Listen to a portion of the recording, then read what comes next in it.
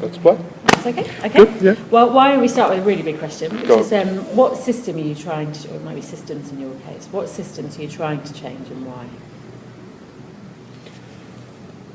I don't think I put a boundary on it in a sense of saying that there is a particular system. I'm not even sure yet the notion of boundaries is the right way to look at system change. Mm-hmm. One of the kind of conversations, I was in a sort of conversation in Paris around similar sorts of field, and people tend to sort of talk about bound systems, and people tend to talk about big systems. Mm-hmm. I think systems don't have boundaries, and frankly, I mean, Zayed, which you probably know, Zayed from Rios Partners, we had this little debate on Facebook where he turned around and said, bound, sort of a community and bounded interests. I don't think systems have boundaries, and so they have a completely different structure and taxonomy and a method of organising.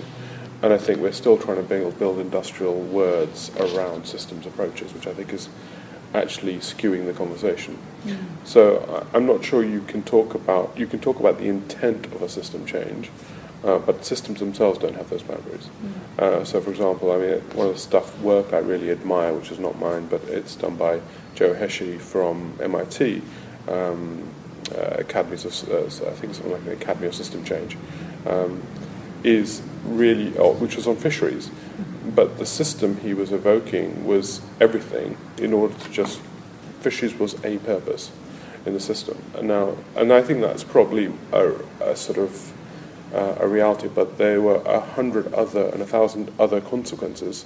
So in order to get the fisheries right, he was changing the farming methodologies, what fertilizers people were using, changing the kind of sales methodology. There were 100 other changes that were net total positive, as well as the fish, and sort of improving fish stock and fish farming methods. And so I think the singular purpose mode is probably still sort of part of that instrumentalization discourse, which I think it's helpful to bridge a conversation, but it isn't truthful to where the process exists and how it organizes itself. So I think, in a way, working, you can say we're working through different infrastructures, we're probably building some methodologies of how you do it. I think the most fundamental thing I've probably learned more and more is I think the issue is not, most successful system change work occurs because you effectively grow, I'm sorry it sounds really hippie, but actually system consciousness. And growing system consciousness requires individuals to grow that system consciousness. Once people start to understand their relationships to the wider system, they start to change their behaviors. And that is probably the most strategic investment that you have to do in the environment. That system consciousness growing in itself it destroys power as well, because as soon as you go from in an ecosystem or a system, you don't have power structures. The interdependencies are what are in play. So I think that's probably the magic bullet at the center of the whole game, is how do you grow system consciousness, and that itself takes time, and that's a kind of like a middle bullet. So too often we do what I'd say is infrastructure. We're sitting in one, hub is another. These are all infrastructures, but actually they're missing the point in a sense. And I would argue the hub misses the point in that sense, because I think the hub is just an infrastructure. Actually, the inductive quality is the civic pioneers, and then what you have to grow is system consciousness, and then what you have to grow is after that is understanding the lever points of change in the system, and then you get into financing. And too often we go from infrastructure to financing, bridging lots of gaps. So tell me, look, can I pause you there Yeah. on the growing system consciousness? Systems consciousness. Tell me about how you reach that insight. I think it has to be done slowly. You have to start to show interdependencies. You have to start to grow people's understanding of their interdependencies, and start to grow people's understanding of their impact and their relationship of impact. And then they have to be able to design into that process, i.e. optimize those things. And that's actually a complicated act, because it's much simpler to, the whole Enlightenment period, we were kind of designed to think through in vitro. You do what you do, I do what I do, and in an infinite concept of the world, actually you and I can carry on doing what you and I do, but we don't actually have to engage. Whereas actually the kind of whole birth of system thinking is a kind of a crisis of an earth full. a full Earth concept, or finite Earth concept, means that you have to worry about the interconnections between things. You can no longer deal with in vitro analysis of either acts or products or people. And as soon as you get into that mode, you have a completely different modality. So I think that's where I would go, and I think it's really surprisingly patient. It's not a single bullet game. And do you think everyone can move into that systems mindset? I think it's very natural. Do you think it is, or it isn't? I think it's very natural. I think surprisingly it's much more intuitive for people than actually most of the industrial mindsets that we've learned to operate in. I think kids see through relational linkages, and most people see through relational linkages, but they've had blinkers put onto them to not think about it and to not be able to see value through that. And value has been constrained through focusing on your farm, but not seeing deep value. There are instrumental things about how the nature of finance has been operating, so short-term quarter returns behaviours, short-term revenue behaviours have been destroying system thinking, because there are some what I'd call institutional drivers, which are about culture, a lot of short-term financing, nature of kind of what I would call a culture of short-term wealth as opposed to long wealth. There's a whole set of other values and other infrastructures that are in play that are designing in a particular way, but those things, and there are some what I'd call macro conversations. That's why I often talk about the future has to be Oslo, has to be open, social, and long organisations. Why? Because open, you've got to be radically transparent in a system world to allow for engagement. Social, because you have to be discursive, and long in terms of financing. And that's the nature of organisations, which I think are increasingly going to be components of a system approach to the world. Right, so open, social and long are the kind of values that fundamentally underpin a system's... From my perspective. From your perspective, yeah, that's really interesting.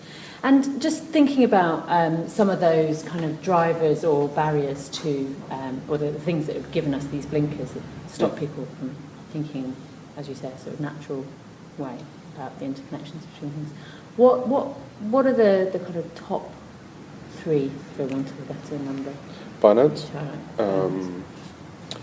I think, finance in terms of structuring the finance. Secondly, in terms of actually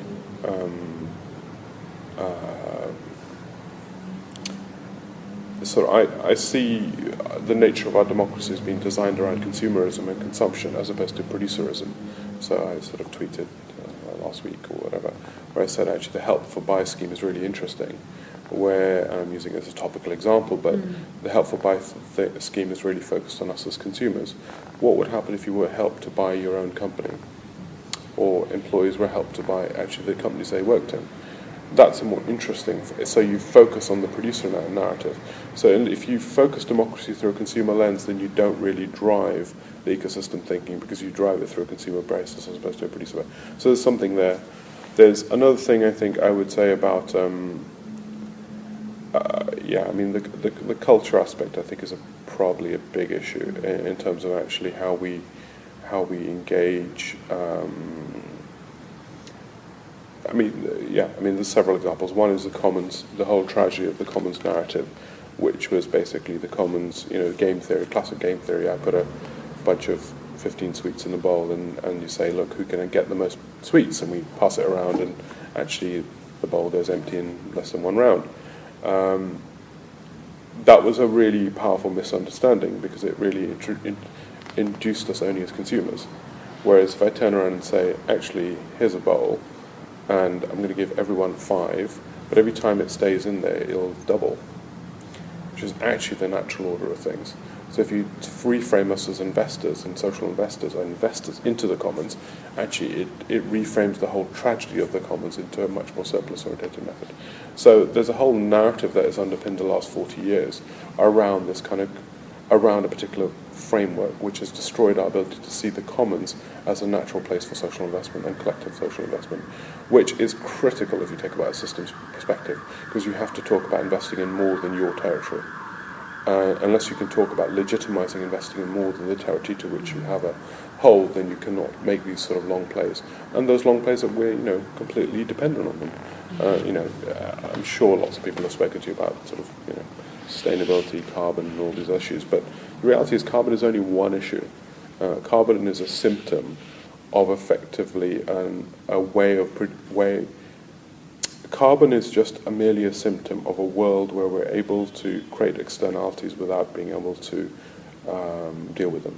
And that's where I have a slight problem with the green economy conversation, because you cannot target. The solution is not carbon. The solution is more structural. You have to remove the whole notion of how we create externalities. We'll replace carbon with something else. If you maintain externalities, that's still trying to deal with it from an industrial perspective. Yeah. Okay, so finance and culture. Finance and culture to the predominance, I think. Yeah. Tell me about governance as well. Sorry. Governance as well. Governance. Okay. Yeah. So tell me more about that. Yeah, it's just how I think most governance, we've eroded corporate governance over the last 20 years. Shareholder value has become quarterly shareholder value or instant market shareholder value as opposed to 20-year shareholder value. So actually the role of governance is a key thing, and even how shareholders and directors act, I think, is a key problem. We've allowed it to be culturally eroded. The laws have largely remained the same, but the cultural norms have eroded. Okay. So in your in what you've said so far, you talk a lot about kind of individuals and getting them to think in a kind of systemic way, and as you said, growing that systems consciousness. Do you see there to be a role for organisations and institutions in systems change? Yes, but yes, and I see some really good ones taking that sort of approach. It's kind of difficult as well, because unless you change the nature of the organisation to be, so for example, unless you give everyone in the organisation a right to use social media and respond and talk about the organisation, how they feel, you haven't taken a systemic systems approach. And the problem is when, yes, corporates can do clunky systems work, and there are some really good clunky systems work going on. So there's a really powerful vertically integrated steel cable wire company, which has its own power plants, iron ore mines, has its own coal mines, fully vertically integrated, second largest in the world, and it's spending about $10 million US dollars a year into investing into its ecosystem, because it realizes it needs to actually create sustainable supply chains. And if you have a disparity of growth between the people working in your mines or people working in the fields, that creates violence. So they're investing in economic development. They are starting to think about more universal inclusive growth as a key method of maintaining the supply chains. So yes, those models are approaching.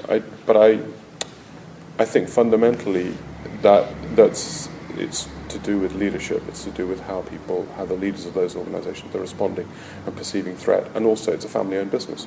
It's $1 billion family-owned business, and so they perceive wealth not in a today's cycle. They perceive wealth in an intergenerational cycle. So if you can start to perceive wealth in an intergenerational cycle, those sort of plays become relevant. Whereas if you're optimising for the first quarter, then you never would spend on those things, because your returns aren't going to be in the first quarter. They're going to be at the sustainability of your supply chain. That's why lots of large corporates have distressed assets which they can no longer access, because they've not been able to strategically and structurally invest into the supply chains to create deep sustainability. So it is possible for organisations to behave and act systemically. But given all the other things about the right money, the right culture, and the right behaviours, the odds are slim. I think, strangely enough, I think the good corporates are going to start changing this way, because it's becoming more and more apparent that they will struggle to retain their supply chains and their access. I mean, Coca-Cola has so many distressed assets in India right now, or has conversations around distressed assets. Why? Because it can't access the water, because it can't create the social conditions to access the water.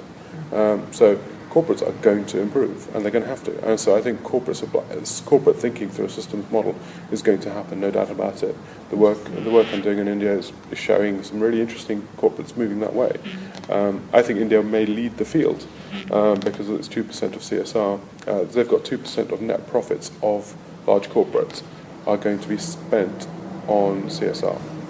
2% of net profits, just to put a figure, that's approximately, I think, if I'm doing maths on spot, but it's about $4 billion US a year.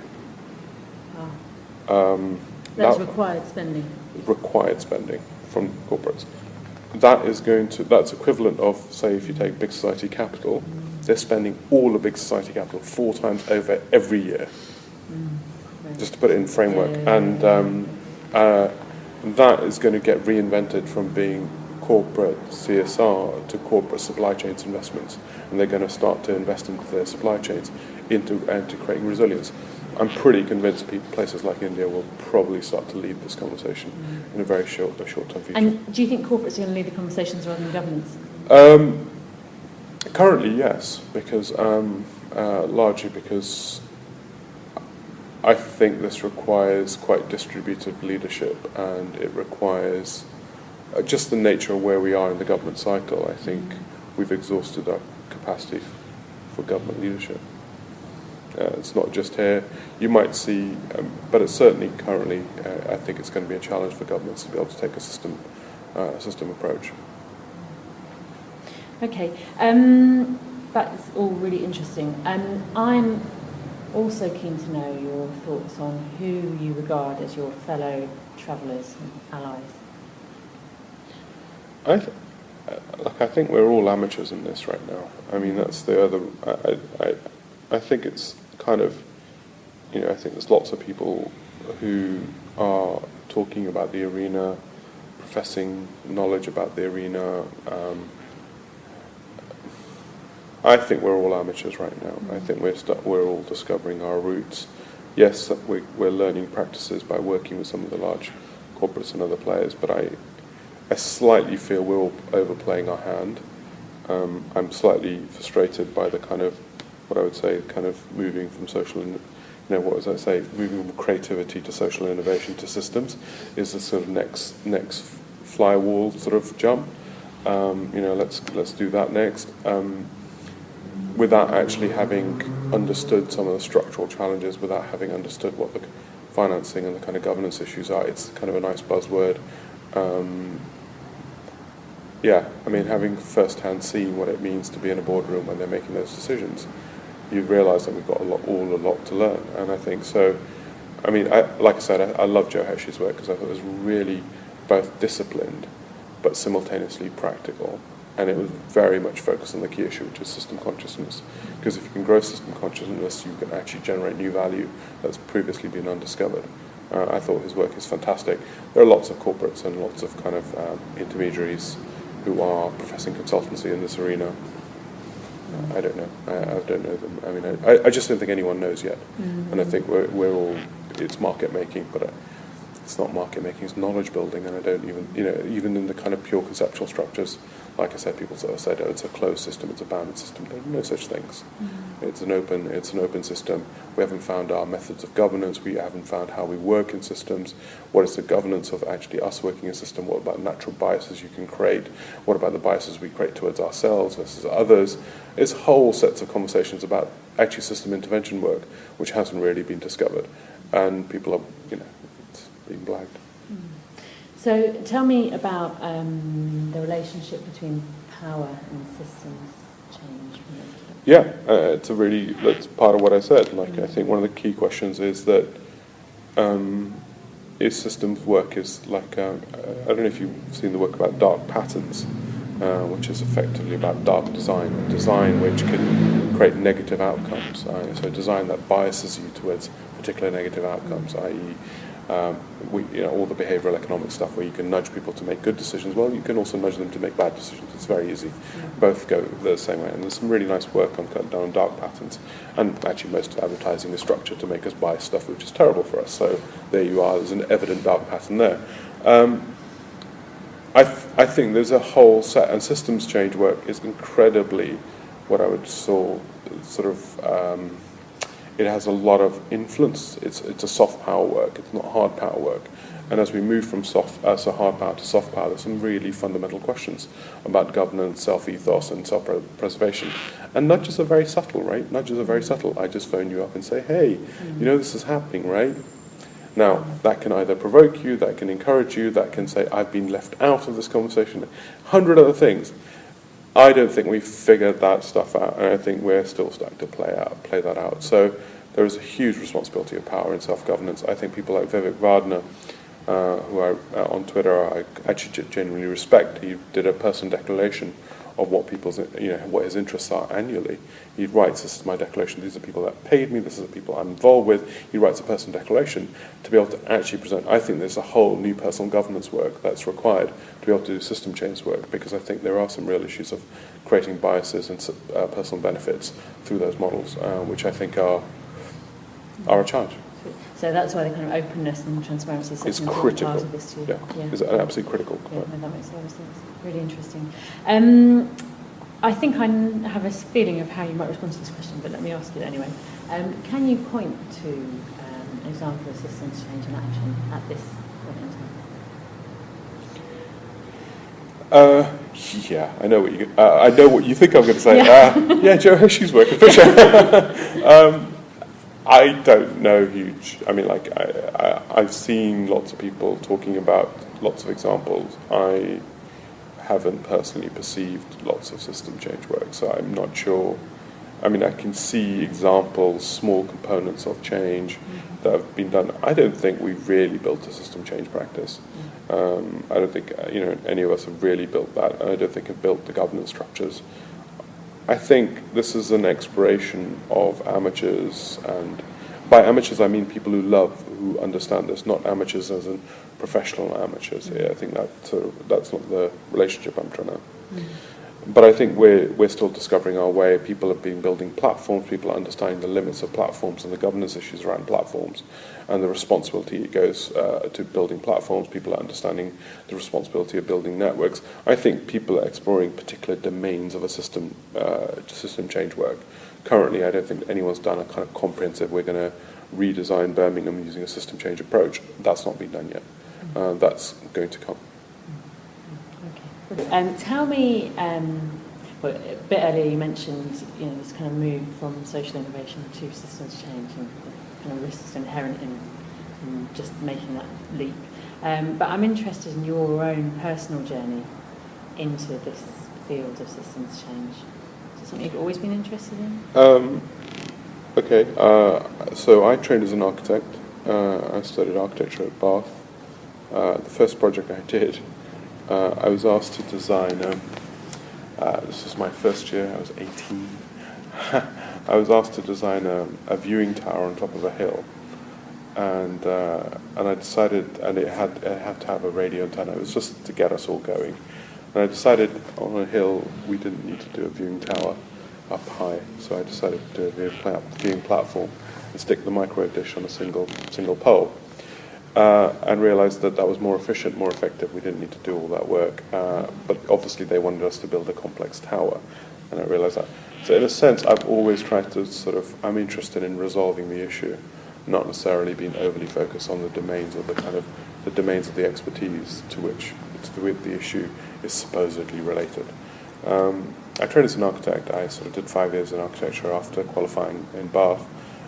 Even a lot of my projects were really focused on what I would call sort of looking at the issue of place in a more comprehensive way rather than detaching. I think it was part of the zeitgeist. I don't sort of say, oh, it's me or whatever, but I think it's been what has been happening is slowly that enlightenment viewpoint of siloed approaches to particular mediums, i.e. if you are an architect, you focus on built environment.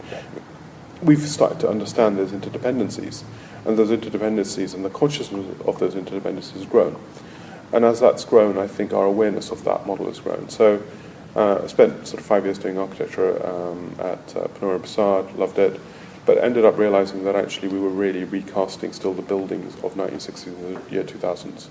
And what we hadn't really done was taken the role of architecture as a catalytic change agent, step forward, ended up at that time sort of got to know Melissa, Demos and all that sort of stuff. So was doing a lot of work, I worked with Melissa on Urban Beach, and also I wrote a few pamphlets with Demos, and then set up 00, really looking at a broader issue. So it's been a kind of incremental growing process. We wrote the first book on social design, which was being actually not about hardware, but about hardware and software. Then obviously sort of did a lot of work, got involved with the Hub. And how the Hub went global, so worked with Jonathan around putting together some of the global architectures of how we could create a mutual franchise model around the world, and where actually all hubs are locally owned but actually collectively networked. So how do you do that? That was again really understand how to do an alternative globalization model, and that was really good fun. Then off the back of that, wrote, obviously, co-authored with lots of other people, Compendium of the Civic Economy. So it's been a kind of journey. Did Hub Westminster, now doing Hub Launchpad, and incrementally been understanding what the limits are of the system and why they've not worked and what's been successful and what's not been successful, frankly. So it's a kind of practice-based model of actually trying how do you drive change. I mean, we've done WikiHouse, we've done OpenDesk, we've done,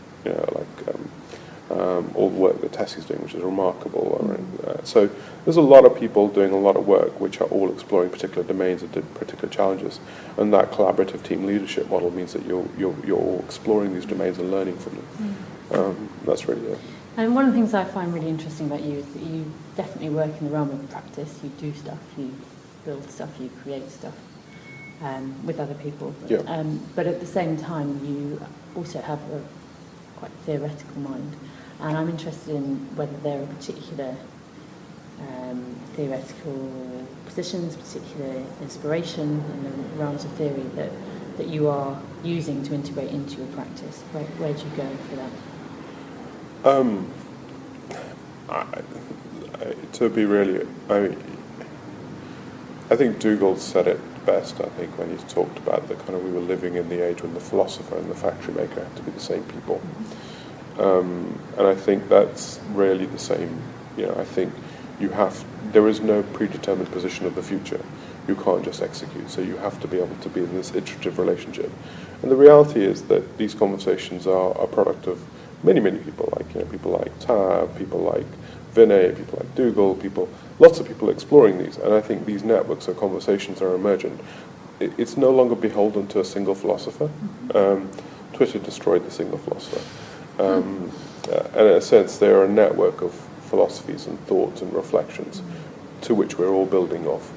And I think that's, you can't, I'd struggle to credit a single philosopher or a single theory. I don't think it works like that anymore. I think there's a network of people to which we're all contributing reflections and thoughts, and we're all building off those thoughts. And I think that's where something like social media and Twitter has has radically changed that as a kind of a single ideology perspective. Okay, brilliant. And tell me, how do you describe your work to people? With great difficulty. Yeah. I less and less I'm interested in describing it. It's we're not trying to build a catalogue. So in a sense, it doesn't really matter. I think more and more people are only interested in the outcomes and in developing things for the outcomes to which you're learning, and trying to be as honest as you can about successes and failures to which you're dealing and addressing. And they are both, right? They're successes and failures, and things that you haven't got right, things that you didn't learn and didn't think you didn't do as well as you possibly could have. So those are the terms you talk in rather than trying to describe them. Yeah, because what do I, I'm not sure. There is, I don't think there's a body of work that you can turn around and go, well, this is what I'm about. I don't think that, I'm certainly not motivated by that. We've done, and I don't think many people, the work we're doing is so broad if you look at it from a medium perspective. But if you look at it from an ideological perspective, which is, I would say, it's about the democratization of production and creating a platform and systems product, that is pretty coherent. So WikiHouse borrows hugely from the hub structuring model in creating a kind of a mutual model of and it's borrowing hugely from open source.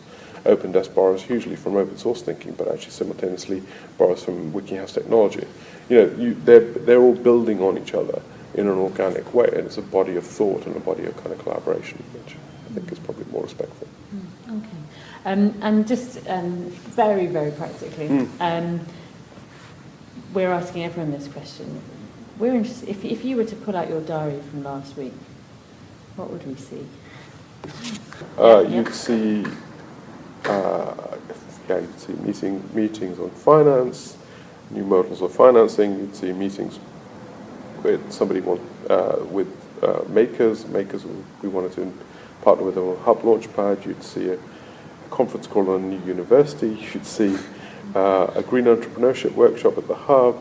You'd see, I don't know, I'm just going to go, meeting someone, a big telco, talking to a youth centre and a local school about how we could work together, meeting somebody on data on housing, and a quick catch up with Neil from CLES.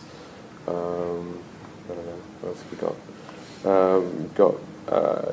Just A lot of meetings. a lot of meetings, and then work over the weekends. So I do 35 hours during the weekends. That's when I work. Okay. What is that? How you would? Is that how you want to spend your week? No. What are you not doing that you would like to be doing? What I'm not doing is actually having time by myself. So I think it's like kind of a sort of over-connected and a little bit too much dependencies. I think as 0 shifts from being what I'd call narrow leadership to team leadership, I think that will help and change, and it's starting to change, and that's going to be really helpful. And I think, the reality is we've kind of done it from ground up. Like, none of us were rich, and none of us had wealth, and none of us were aligned to any of the large endowments or institutions.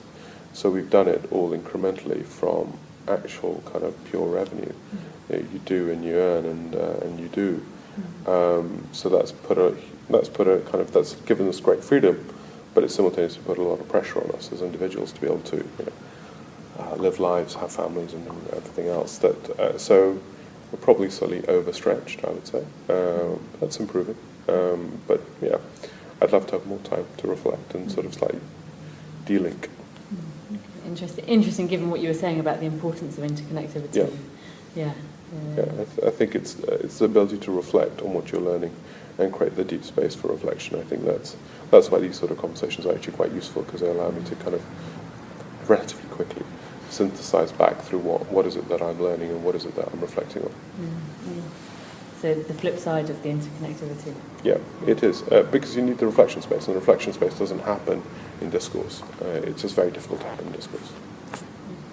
Okay, and tell me, well, you've mentioned one of them, creating a bit more space for deep reflection. Tell me how you see the challenges for yourself and the work that you're doing around systems change over the next year or so. I think the big challenge for system change work will be about the governance and the financing of system change work. Who is the investor, and I use the word investor, and what are their motives, and how do you clean capital to allow it to play into system change work? And system change work requires many different forms of capital, and structuring that hybrid nature of capital, I think, will be a key issue. I think being able to then acquire and accumulate the talent which can work at different levels of the system will be, again, a key issue. There are natural complexities in system change work which I think are being under-considered, because different capital and different organisation and different influence has different cultures, and compiling them is going to be quite challenging, or may not even be technically possible. So we don't know that yet. So I think there's capital, certainly cultures of dealing with different components of a system, and how you address them is going to be quite challenging. And identifying lever points and really building those cultures and practices up. That may be a 4 or 5 year play. It's not a 2-year assignment and £30,000. It's effectively genuinely building a practice, which I think will take 5 years to build. So it's a long play, and I think that's the challenge. That how do markets really work? Markets really work by if you build new markets, what's the first thing that happens? The first thing that happens is somebody will do talks. Then you'll have conferences coming into the market, into the sector. After conferences, you'll have some form of kind of what I'd call grant prototypes of projects. After grant prototypes of projects, then you'll get some of the systemic financing kicking through. So we're in that kind of conference concept moment of the market. So everyone will see change conferences going on, and a lot of discussions about that. But really, the practice building is where the challenge is, and that'll take 5 years into the process to build those personal practices and behaviours that I think is really what's being asked for. Do you see Hub Launchpad as being part of that? No. I think Hub Launchpad is exploring certain things. I think Hub Launchpad is exploring really how do you do open, social and long, i.e. how do you create the culture at the atom level of things that could adopt a system approach and be responsible in a system approach. In itself, it's not a system change approach. It's creating the right articles to exist, or the right agencies to exist in a system approach. So I think, yes, it's part of a system, but it's not in itself a system. Over your work, you've obviously worked inside organisations, you've set organisations up. How would you describe your personal relationship in response to organisations and institutions? I'm just entirely, to be honest, I'm just focused on the outcome. So the organisation, either internal or external, is merely is a supportive infrastructure for that. And I think as long as you, that's very important. The second thing is, I think, which I learned and I disagreed with Cassie about. So Cassie was always advocating setting up networks, and I was saying, nope, you have to set up cooperatives because you have to invest in people. And investment takes 3 to 5 years for capabilities to grow, and you can't take the network approach into genuine deep investment in capabilities. And so 00 is effectively a cooperative where actually people own it together, largely because you have to build the practices over many years, and you have to build the knowledge over many years. It can't be done through what I'd call a talent agency model. So I think that was the other thing. You have to actually create architectures for investing and looking after people over a longitudinal process rather than actually a short-termist sort of project execution. So simultaneously, one, it has to be how do you set up a cooperative model around actually the deep governance of people and deep collaboration of people and the kind of culture. Secondly, actually being very outcome focused, so everything else becomes leverageable. So secondary to those up. Yeah. And just coming to the end now, so I've just got two more questions really. First of which is, how hopeful do you feel? Very. This will happen.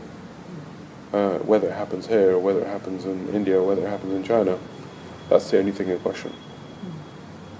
But it will happen. It will happen. Okay. The internet was going to get built. E is equal to MC squared was going to get found. It's just who it is.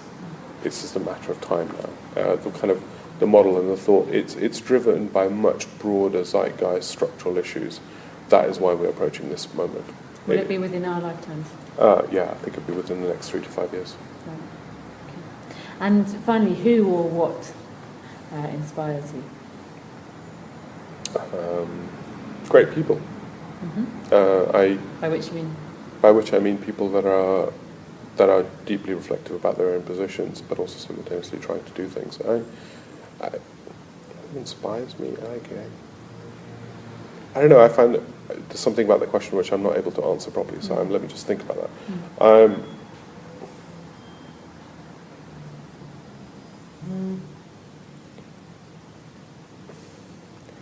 I'm not sure I've sat around feeling inspired by people like that, or inspired by things. I think, if I was being honest, I'm not sure I've sat there and gone, oh, that moment or that kind of reality inspired me. I think I see, what I love is when people are leading. I love being able to step into backgrounds. I love seeing leadership emerge. I love seeing ownership emerge. And I think the more the leadership and the ownership is at the edge of a system, the better the system becomes. And I think that's what I enjoy. I enjoy people's capabilities. I enjoy people's power growing. I enjoy people growing. That's fundamentally what I enjoy, actually. Brilliant. I think that's everything. Just before we turn the camera off, you said you find these conversations helpful because they give you a brief moment to reflect. Are there things that are kind of in your mind relating to this conversation that I haven't asked questions to kind of bring out? Are there things you would like to share, any reflections you'd like to share with us that you haven't been able to talk through in these questions? No, I think you've done a pretty cool job, actually. I think there's some. No, I think there's a sort of really interesting question about ego. Yeah. and does system change work, and how does that work with ego? I think there's a sort of the personalities of system change. I think is a really interesting question, because I think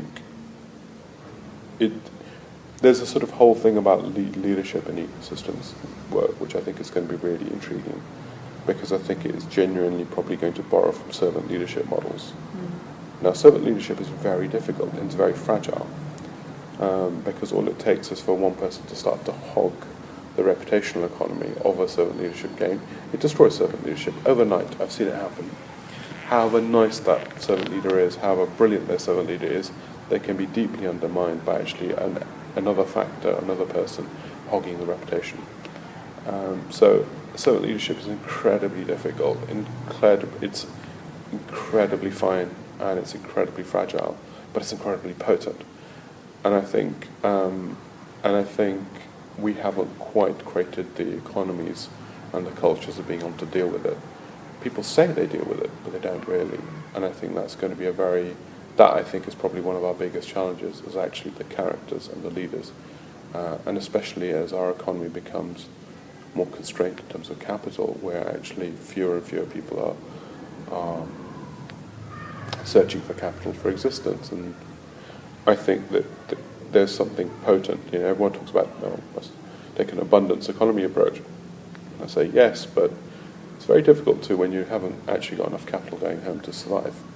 So abundance is a mindset that's born through genuine abundance as well. So an abundance needn't be having a sort of expensive Mercedes car or a Ferrari, but it actually does require sustenance. And so I think as the economy starts to actually impoverish, which it will throw up some, and it's going to make it very difficult for servant leadership to grow. So the conditions are working at counter to our ability for the system change work to really grow, and certainly in the UK. Because people will need to be looking out for themselves more. And that's going to be very challenging.